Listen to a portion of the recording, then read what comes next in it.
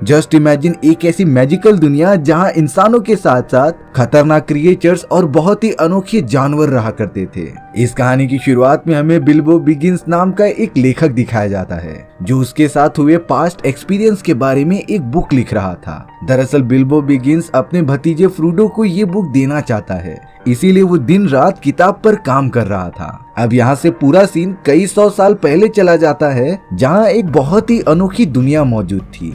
उस जगह पर तो बौनों की संख्या बहुत ही ज्यादा थी और तो और वो सारे बौने पहाड़ों के अंदर अपनी जगह बनाकर रहा करते थे। गौर करने वाली बात ये होती है कि वो सारे बौने बहुत ही ज्यादा अमीर थे, क्योंकि जिन पहाड़ों के अंदर वो सारे बौने रहते हैं उसके अंदर काफी सारे सोने और चांदी के बेशुमार भंडार मौजूद थे और कुदरत के इतने ज्यादा मेहरबान होने के कारण ही उनका पूरा साम्राज्य एकदम हंसता खेलता था। उन बौनों के पूरे साम्राज्य का एक राजा होता है जिसका नाम ट्रॉर था। ट्रॉर तो अपने साम्राज्य को काफी अच्छे से संभाल रहा था और अब कुछ समय बाद थ्रॉर के जाने पर उसका बेटा थियोरिन उसकी गद्दी संभालेगा। एक दिन इसी तरीके से काम करते समय एक बौने को जमीन के अंदर बहुत ही बड़ा हीरा मिलता है। ये हीरा इतना ज्यादा बड़ा और प्रीमियम था कि राजा ने उसे अपने गद्दी पर लगा दिया था। राजा थ्रॉर तो इस डायमंड के टुकड़े को पूरे साम्राज्य का एक हिस्सा मानने लगे थे, लेकिन उन बौनों को जरा भी नहीं पता था कि कुछ ही समय में उनकी पूरी दुनिया ही चेंज होने वाली है। अब एक दिन उनके साम्राज्य पर एक बहुत ही खतरनाक ड्रैगन ने हमला कर दिया था। वो ड्रैगन तो अपने मुंह से लिटरली बहुत ही खतरनाक आग फेंक रहा था, जिससे देखते ही देखते बौनों का वो साम्राज्य तबाह होने लग जाता है। थियोरिन अपने सभी सैनिकों के साथ लोगों की मदद कर रहा था वहां से बाहर निकलने के लिए, लेकिन वो विशालकाय ड्रैगन अपने रास्ते में आने वाले सारे लोगों को डिस्ट्रॉय कर दे रहा था। सभी बौने अपनी जान बचाकर किंगडम से दूर भाग रहे थे। किसी को भी नहीं समझता कि वो इस ड्रैगन से बचने के लिए क्या करे, लेकिन फिलहाल उन्हें अपनी जान बचाकर यहाँ से दूर भागना होगा। थियोरिन एल्फ की एक दूसरी प्रजाति को देखता है जो उनसे रिक्वेस्ट करने लगा था कि बौनों को यहाँ से बाहर निकालने में मदद करो, लेकिन थोड़ी देर तक सोचने के बाद एल्फ के राजा ने डिसीजन लिया कि वो यहाँ से चले जाएंगे, क्योंकि अगर एल्फ के सैनिक उनकी मदद करने गए तब ड्रैगन के हमले की वजह से उनके कई सारे लोग मारे जा सकते थे और ये खतरा एल्फ का राजा नहीं उठा सकता। इसीलिए वो लोग बौनों की बिना मदद किए वहां से निकल पड़ते हैं। इतने सालों के बाद पहली बार देखकर ऐसा लग रहा था कि वो सारे बौने बेघर हो चुके हैं। उन्हें तो अपने ही साम्राज्य में से बेदखल कर दिया गया था। उस खतरनाक हमले में जो भी बौने बचे थे वो इंसानों के यहाँ आकर नौकरी करने लग जाते हैं और अब जो बौने एक समय पर बहुत ही ज्यादा अमीर हुआ करते थे वो तो इंसानों के नौकर बनकर रह जाते हैं। अब हमें यहाँ बिल्बो बैगिंस का घर दिखाया जाता है जो उस समय काफी जवान हुआ करते थे। उनके घर पर तो बहुत सारे बौने आ जाते हैं जिनके साथ थियोरिन भी मौजूद था। थियोरिन बौनों के साम्राज्य के राजा थियोर का बेटा था जो उसी हमले में मारे गए। इसीलिए थियोरिन ग्रे नाम के एक जादूगर के साथ बिल्बो बैगिंस के घर पर आ गया था। ग्रे सभी को बताता है कि बहुत सारे पक्षी एक बार फिर से हमारे घर की तरफ बढ़ने लगे हैं। ये सारी चीजें इसीलिए इम्पोर्टेंट थी क्योंकि इनके ऊपर भविष्यवाणी हो चुकी होती है। भविष्यवाणी में बताया गया था कि जब बहुत सारे पक्षी वापस उनके घर की तरफ मूव होने लगे, जिसका मतलब था कि वो खतरनाक ड्रैगन जो उनके साम्राज्य पर कब्जा करके बैठे हैं उनका अंत होना अब स्टार्ट हो जाएगा। इसीलिए थियोरिन अपने बाकी बौनों दोस्तों को लेकर आ जाता है अपने घर पर वापस जाने के लिए। पर तभी एक बौने ने कहा कि हमारे पहाड़ के अंदर घुसने का सिर्फ एक ही रास्ता है जहाँ शायद वही खतरनाक ड्रैगन पहरा दे रहा होगा, तो फिर हम पहाड़ के अंदर कैसे घुसेंगे?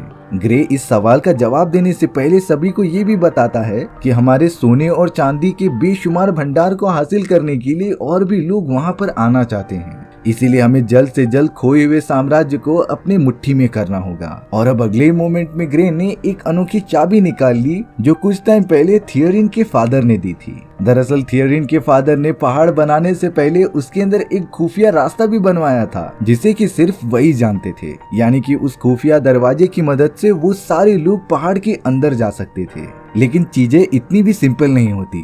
ग्रे बताता है कि इस अंडरग्राउंड टनल को ढूंढना बहुत ही ज्यादा मुश्किल था, क्योंकि बौनों ने इस खुफिया रास्ते को इस तरीके से बनाया था कि कोई आसानी से ढूंढ ना पाए। लेकिन अब थियोरिन और उसके दोस्तों के पास कोई और ऑप्शन नहीं होता इस प्लान के साथ आगे बढ़ने के सिवाय। जाए। अब यहाँ ग्रे ने सभी को बताया कि हमारे साथ बिल्बो बिगिंस भी चलेंगे, क्योंकि उन ड्रैगन्स को हम बौने और एल्फ की सुगंध के बारे में पता था। लेकिन बिल्बो बिगिंस एक दूसरे प्रजाति का होता है, जिससे कि वो ड्रैगन्स उसे पहचान ही नहीं पाएंगे। यानी कि बिल्बो आगे चलकर उनके काफी ज्यादा काम में आने वाला था। लेकिन बिल्बो ये सारी बात सुनने के बाद उनके साथ आने से मना कर देता है, क्योंकि उसे पहले से ही पता था कि ये सारी चीजें काफी ज्यादा डरावनी और जानलेवा हैं, और अगर ड्रैगन ने अपने मुंह से आग उसके ऊपर फेंक दी तब वो पूरी तरीके से जलकर मर जाएगा। इसीलिए बिल्बो ने शुरुआत में उन सभी बौनों को मना कर दिया था। लेकिन अगले ही दिन बिल्बो खुद आकर उन सभी को इस मिशन में शामिल करने के लिए कहता है, और अब थियरिन अपने बाकी बौनों और बिल्बो को लेकर अपने सफर पर निकल पड़ा था। अब कई घंटों तक ट्रैवल करने के बाद थियरिन की टीम एक जगह पर रुककर आराम करने लग जाती है। तब जाकर बिल्बो ने नोटिस किया कि उनके कुछ ही दूरी पर ऑक्स जैसे क्रिएचर मौजूद हैं।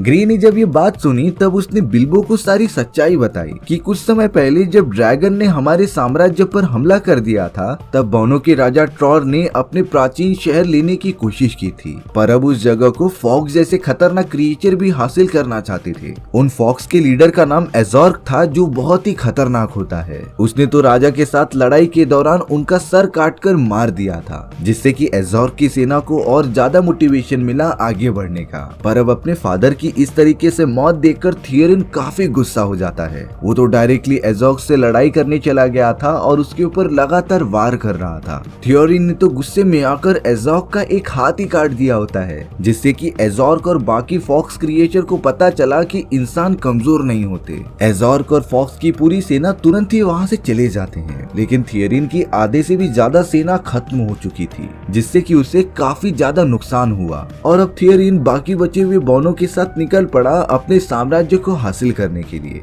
इसके बाद ग्रे थियरिन को बता रहा था कि जो नक्शा हमारे पास मौजूद है उसमें कुछ अजीब लैंग्वेज लिखे गए हैं जो हम नहीं पढ़ सकते। ये लैंग्वेजेस सिर्फ एल्फ को ही आती थी, इसीलिए हमें एल्फ्स को ढूंढकर ये नक्शा उनसे पढ़वाना होगा। लेकिन यहाँ हमें पता चला कि थियरिन एल्फ से बहुत ही ज्यादा नफरत करता था, क्योंकि उस समय जब ड्रैगन उनके साम्राज्य पर हमला कर रहे थे तब थियरिन ने एल्फ से मदद मांगी थी उनके लोगों को बाहर निकालने के लिए, लेकिन एल्फ्स के झुंड ने उनकी मदद की ही नहीं। और तब से ही थियरिन एल्फ से काफी ज्यादा गुस्सा था। अब वो सब इस बारे में डिस्कस ही कर रहे होते हैं, तभी वहाँ बड़े बड़े क्रिएचर्स जिन्हें की ट्रॉल्स कहा जाता था आ जाते हैं, जिन्होंने थियरिन की सेना के घोड़े उठाए और उन्हें लेकर जाने लगे। लेकिन अब जल्द से जल्द थियरिन, बिल्बो और ग्रे को कुछ करना पड़ेगा, क्योंकि वो सब इतना लंबा सफर घोड़ों के बिना नहीं तय कर सकते थे। इसीलिए बिल्बो को आगे भेज दिया जाता है। उन ट्रॉल्स क्रिएचर ने तो अब उन सारे इंसानों को देख लिया था, जो जल्द से जल्द उन्हें पकड़ लेते हैं और धीमी आंच में पकाने लग जाते हैं। वो ट्रॉल्स बोल रहे थे कि सुबह होने से पहले हमें जल्द से जल्द इन्हें पकाकर खाना होगा, नहीं तो रोशनी उनके शरीर पर पड़ने पर वो सब पत्थर के बन जाएंगे।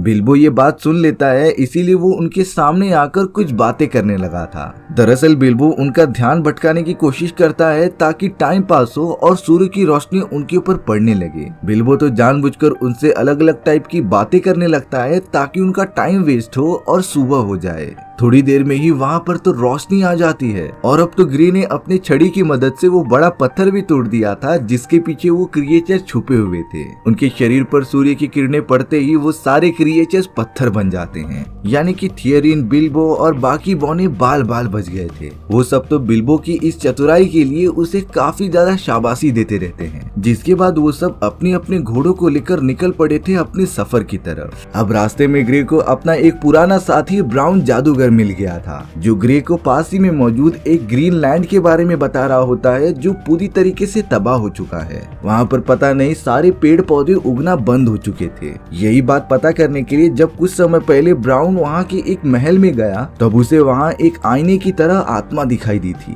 उस आत्मा ने तो ब्राउन के ऊपर हमला भी किया था, लेकिन वो आत्मा के वार से बच जाता है और वहाँ से निकल जाता है। पर वहाँ ब्राउन ने एक और काली आत्मा को देखा था, जो इस दुनिया की नहीं बल्कि किसी और दुनिया की होती है। ब्राउन ने ग्रे को एक श्रापित तलवार देकर कहा कि शायद वो वापस आ चुका है और अब हमें चौकन्ना रह के आगे बढ़ना पड़ेगा। ग्रे ने ब्राउन को सारी बातें बताई कि हम सब अपने साम्राज्य को वापस लेने के लिए जा रहे हैं। पर तभी अचानक वहाँ पर ऑक्स जैसे खतरनाक क्रिएचर आ जाते हैं जिन्होंने उन सभी बॉनो और बिल्बो पर हमला करना स्टार्ट कर दिया था। यहाँ ब्राउन ग्रे और बाकी सभी को बताता है कि तुम सब दूसरी तरफ से भागो और मैं इन ऑक्स क्रिएचर का ध्यान भटकाता हूँ। ब्राउन उन सारे ऑक्स क्रिएचर का ध्यान अपनी तरफ आकर्षित करके कहीं दूर भागने लगा था और वहीं दूसरी तरफ बिल्बो, थियरिन और उसकी पूरी सेना कहीं और निकल जाते हैं। ऑक्स के वो खतरनाक क्रिएचर लगातार ब्राउन का पीछा करते ही जा रहे थे, लेकिन एक समय के बाद उन क्रिएचर्स को पता चल गया कि ये सिर्फ ध्यान भटका रहा है।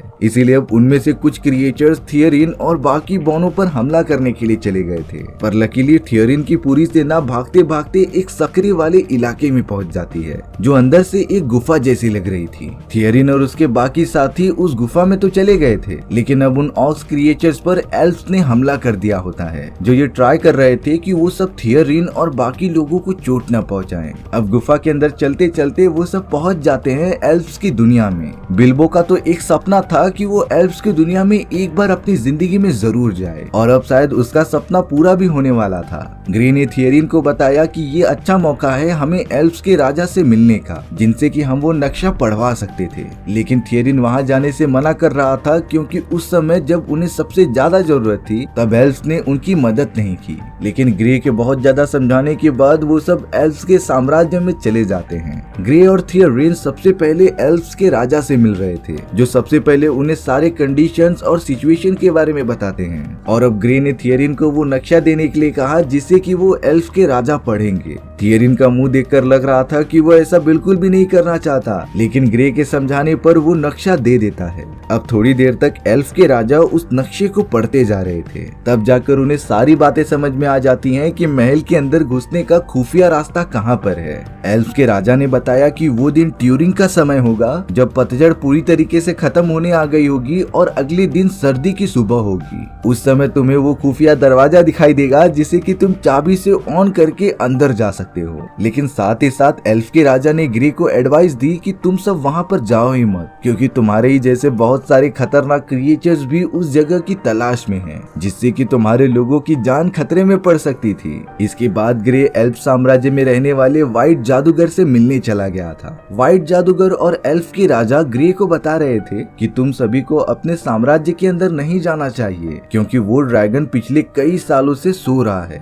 और अगर वो गलती से उठ गया तब चारों तरफ तबाही मचेगी। पर इतने सालों से ड्रैगन के सोते रहने की वजह से कोई तबाही नहीं मची। सभी का साम्राज्य एकदम शांति से चल रहा था। लेकिन ग्रे और बाकी सब इस तरीके से थोड़ी अपने साम्राज्य को खत्म होने देंगे। और अब तो एल्फ के राजा ने ग्रे और बाकी सभी को मना कर दिया था कि वो सब उनकी मदद नहीं कर सकते। पर इसके बाद ग्रे, थियरिन और बाकी सारे बॉनी निकल पड़ते हैं अपने सफर की तरफ। उन्हें ना ही पहले किसी की जरूरत थी और ना ही आज जरूरत है। अब वो सारे लोग चलते चलते पहाड़ी वाले इलाके में पहुंच जाते हैं। पर तभी उन्होंने देखा कि बहुत सारे पहाड़ी क्रिएचर्स बाहर निकल के चारों तरफ पत्थर गिराते हुए उन्हें मारने की कोशिश कर रहे हैं। इन पत्थरों के क्रिएचर्स को तो उन लोगों ने सिर्फ कहानियों में ही सुना था, पर आज सच में ये सारे क्रिएचर्स देखने मिल गए। थियरिन अपने सारे बौने साथियों की जान बचाने के लिए पहाड़ की एक दरार के अंदर आ जाता है। वो सब तो धीरे धीरे पहाड़ के उस रास्ते से और भी अंदर जाने लगे थे, लेकिन उन्हें जरा भी अंदाजा नहीं था कि वहाँ पर तो गॉब्लिन्स का एक बहुत ही बड़ा साम्राज्य मौजूद है। इसीलिए अब कुछ गॉब्लिन्स उन सभी के ऊपर हमला करके थियरिन और बाकी बॉनों को कब्जे में कर लेते हैं। वहीं दूसरी तरफ हमें ऑक्स क्रिएचर के राजा एजोर को दिखाया जाता है जो अभी भी जिंदा था। वो अपने साथियों के खाली हाथ आने की वजह से काफी गुस्सा होता है और अब उसने कह दिया था कि मुझे थियरिन और उन सारे बॉनों का सर चाहिए, इसीलिए जल्दी जाओ और मेरे लिए उन्हें ढूंढ कर लेकर आओ। एजोर के सारे ऑक्स क्रिएचर्स निकल पड़ते हैं अपनी तलाश में। वहीं अब गॉब्लिन्स के राजा के सामने थियरिन और उसके पूरे बौने साथियों को पेश किया जाता है, जो उन सभी को जान से मारने जा रहे होते हैं कि तुम सभी को ऑक्स क्रिएचर का राजा एजोर ढूंढ रहा है। और अब राजा ने अपने एक गॉब्लिन को कह दिया था कि वो एजोर को जाकर ये खबर दे दे कि उसके पास पास थियरिन और बाकी बौने मौजूद हैं ताकि राजा इन सभी के बदले एज़ोर्क से कुछ मांग सके। गौर करने वाली बात यह होती है कि थियरिन और बाकी बौनों के साथ बिल्बो वहाँ पर मौजूद ही नहीं होता। दरअसल जिस समय गॉब्लिन्स उन सभी को ला रहे थे तभी बिल्बो एक गॉब्लिन के साथ नीचे गिर जाता है। ये जगह एक तरह से पाताल लोक की थी जहाँ पर काफी खतरनाक क्रिएचर्स और जानवर रहा करते थे। अब हमें वहाँ सबसे खतरनाक गॉब्लिन दिखाया जाता है। उस गॉब्लिन के पास एक अंगूठी थी जिसके अंदर सुपर नेचुरल शक्तियाँ होती हैं, जिससे कि वो बाकी गॉब्लिन्स को मारता था और उन्हें खा लेता था। अब वो छोटा गॉब्लिन ऊपर से गिरे हुए गॉब्लिन को पकड़ के लेकर जाने लग जाता है, पर तभी गॉब्लिन के जेब में से वही जादुई अंगूठी नीचे गिर चुकी थी, जिससे कि वहाँ पड़ा हुआ बिल्बो देख लेता है। बिल्बो ने तुरंत जाकर उस अंगूठी को उठाई और अपने जेब में रख लिया। अब बिल्बो ट्राई कर रहा था कि वो उस जगह से बाहर निकल के अपने साथियों के पास पहुंच जाए, पर तभी अचानक बिल्बो के सामने वही खतरनाक गॉब्लिन आ गया था जो बिल्बो को जान से मारने की कोशिश करता है। लेकिन फिर उस गॉब्लिन ने बिल्बो को बताया कि मैं तुमसे कुछ पहेलियां पूछूंगा, अगर तुमने उसका सही जवाब नहीं दिया तब मैं तुम्हें जान से तो मारूंगा ही, बल्कि तुम्हारे बॉडी के हर एक पार्ट को अलग कर दूंगा। लेकिन ताज्जुब की बात यह थी कि गॉब्लिन के सारे सवालों के जवाब बिल्बो दे देता है।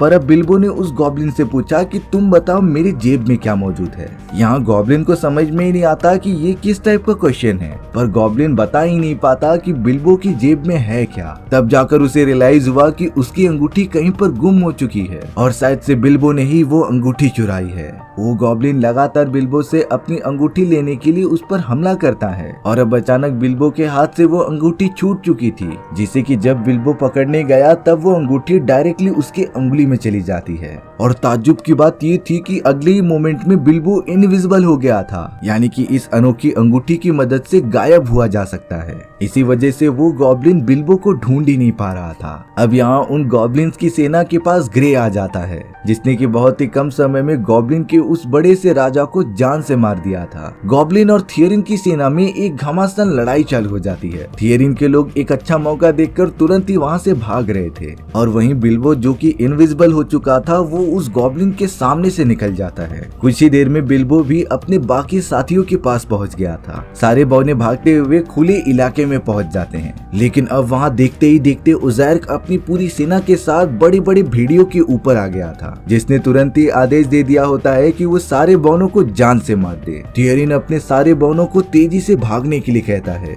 और अब वो सब पहाड़ के एक किनारे पर पहुंच गए थे जिसके नीचे खाई थी। ग्रे ने बाकी लोगों से कहा कि हमें पेड़ के ऊपर चढ़ना होगा। देखते ही देखते सारे बौने पेड़ के एकदम टॉप पर चले गए थे, पर अब उज़ैर्क के वो खतरनाक भेड़िए भी आकर पेड़ पर चढ़ने की कोशिश करते हैं। लेकिन यहाँ ग्रे ने अपने जादू की मदद से बहुत सारे आग के गोले बना दिए और उन भेड़ियों के ऊपर फेंकने लगा, जिससे कि वहाँ थोड़ी सी आग लग जाती है। अब यहाँ थियरिन और उज़ैर्क एक दूसरे को इतने समय बाद देखते हैं क्योंकि वो दोनों एक समय पर एक दूसरे के जानी दुश्मन थे। थियरिन को तो उज़ैर्क पर काफी गुस्सा आ रहा था क्योंकि उसने थियरिन के फादर की जान ली होती है और अब थियरिन बिना किसी से डरे उज़ैर्क का सामना करने के लिए नीचे उतर जाता है। उज़ैर्क ने अपने आदमियों से कह दिया था कि मुझे थियरिन का कटा हुआ सर चाहिए और अब उन दोनों के बीच एक घमासान लड़ाई होने लगी थी। लेकिन यहाँ थियरिन इन सारी चीजों के बाद बहुत ही ज्यादा कमजोर हो चुका था। देखने पर लग रहा होता है कि शायद ये लड़ाई एज़ोर्क जीत जाएगा, पर तभी अचानक बिल्बो थियरिन की मदद करने के लिए एज़ोर्क के एक साथी को जान से मार देता है और अब एज़ोर्क काफी ज्यादा गुस्सा होकर बिल्बो को खत्म करने के लिए आगे बढ़ रहा था। बिल्बो के इस साहसी भरे कदम को देखकर बाकी बौनों को भी मोटिवेशन मिलता है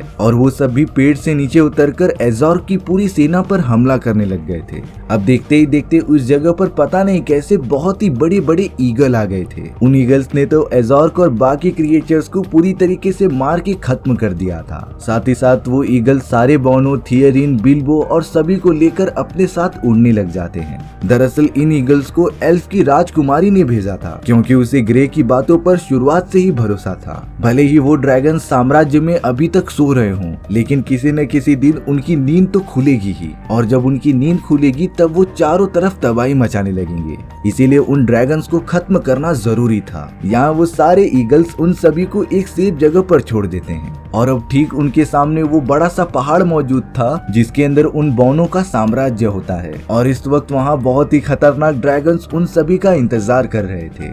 बिल्बो ने यहाँ पर उस अनोखी अंगूठी के बारे में किसी को भी नहीं बताया होता है। बिल्बो तो अभी तक उसे एक सीक्रेट ही रखता है। यहाँ थियरिन ने बिल्बो को गले लगा लिया था क्योंकि उसने उसकी जान बचाई थी और अब उनके सामने एक बहुत ही बड़ा मिशन था अपने पूरे साम्राज्य को बचाने का। और इसी तरीके से ये कहानी यहीं पर खत्म हो जाती है। सो व्यूअर्स, आपको ये स्टोरी कैसी लगी कमेंट सेक्शन में बताना भूलना मत। और अगर आपको मेरा एक्सप्लेनेशन 1% भी अच्छा लगा होगा ना तो वीडियो को लाइक एंड चैनल को सब्सक्राइब जरूर कर देना। मिलते हैं नेक्स्ट वीडियो में। Bye bye.